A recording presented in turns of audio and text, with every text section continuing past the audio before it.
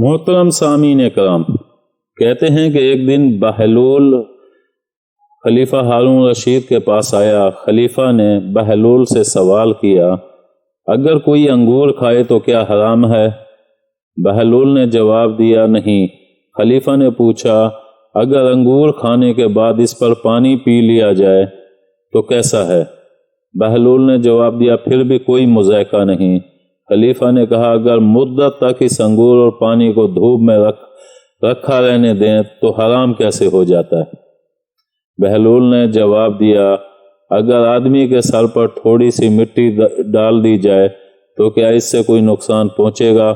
خلیفہ نے جواب دیا، نہیں۔ بہلول نے پوچھا کہ اس کے بعد اس کے سر پر تھوڑا سا پانی ڈال دیا جائے تو کوئی نقصان پہنچے گا؟ خلیفہ نے کہا، نہیں۔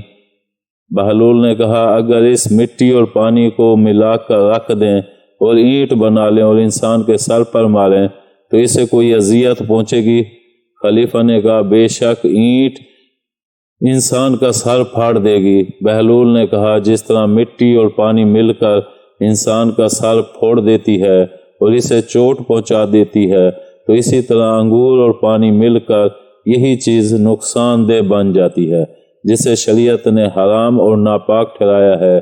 اس کے پینے سے انسان پر بہت سی مصیبتیں آتی ہیں اور اس کے پینے والے پر سزا واجب ہو جاتی ہے۔ خلیفہ ہارون رشید بہلول کے جواب پر دنگ رہ گئے۔ امید ہے آپ کو ہماری یہ ویڈیو پسند آئی ہوگی۔ پسند آنے کی صورت میں لائک کریں، کمنٹ کریں اور شیئر کرنا مت بھولیں۔ ملتے ہیں اگلی ویڈیو تک، اللہ حافظ۔